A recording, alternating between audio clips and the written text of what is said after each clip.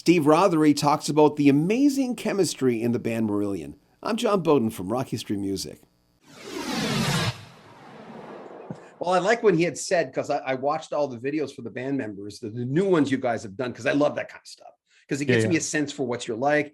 But he had said that when he sat, first of all, you started playing and he says, well, just sing along and just come up with words. And I'm going, that's chemistry, man, to be able to do that on the spot. No, it's unlike anything else. And the thing is, we all have quite different tastes in music. It's where we overlap that the magic happens, I think. When we're all tuned to the same celestial radio, that there's something just seems to be born out of the ether, just like the ghost of an idea that takes form and substance and almost in front of you becomes something. It's quite a magical thing. Reprogramming the gene. That song created from the new album, it's just created pictures for me. It's just like certain songs do that for various reasons. Don't want to say goodbye to the earth and sky. Anything you can tell me about the making of that tune? It's one of those things when you make a record like this, you tend to sketch out the musical arrangements and Steve will maybe sometimes only have a few fragments of lyrics. It's as the song develops, so will the lyric. So again, what I was saying about with the choir, when you come to hear the mix, you hear all these extra words that were never there in the first place. So it's quite fascinating to hear how it develops and progresses. But I think it's a great lyric that Steve does. He does talk a lot of sense, which is what you want really in your lyricist. What do you think it was about? I heard you had said that when you were younger, you'd liked soundtrack music and war soundtrack music, which is something I share with you. I've always loved that. There was just something about it. I couldn't explain it. There's no reason. Nobody's in the army in my family. But what do you think it was with things like that? Your imagination? Just very stirring, very dramatic, I suppose. It was kind of like, some of the sounds and textures you would hear in classical music, but maybe in a more straightforward, hooky way. A lot of Ron Goodwin scores, like 633 Squadron and Where Eagles Dare. And then, I love the Bond soundtracks as well, John Barry's work with the Bond soundtracks. So, and that kind of continued, through all the way through. Even now, I love the soundtrack to Paris, Texas, Ry Cooder's slide, playing on that, so evocative.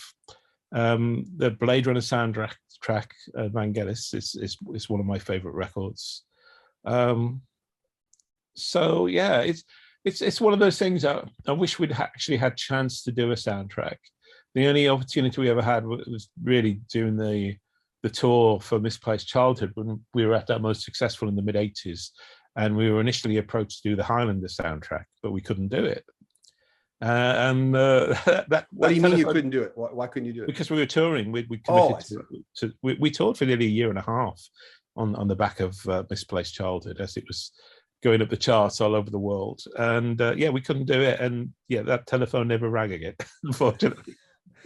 I'd heard, and he's a car fanatic, I'd heard that you did splurge to get yourself some Porsches. What did you have? I know you don't have one now, but I've had various ones over the years. My first one, I had a 944 Lux. Then I had a 944 Turbo, which I had for quite a long time. I tracked it a bit, drove it down to the Chateau in the Dordogne when we made the Brave album in 92. I also had a white 928 S2. So I had a white 944 Turbo and a white 928 S2. It was like the 928 I said was my wife's car, but so that was I was okay. But it was a bit insane, because they're not the cheapest cars in the world to run. And you buy one even secondhand for like $40,000 or $50,000, and then you sell them a few years later for maybe a quarter of that. So, but don't you notice now the car market's insane? It's totally, yeah. Strange. Now it's an investment to buy the right car. Yeah, no, my last real extravagance, I had an M3 that I sold, the V8 M3s.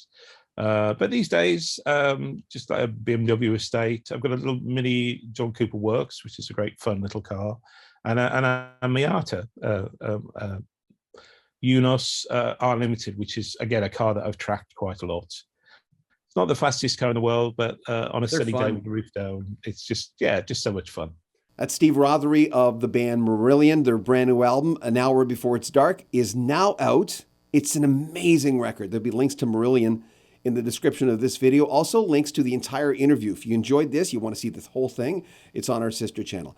Make sure you comment on our videos, subscribe to our channel, and share our videos. I'm John Bowden. This is Rock History Music.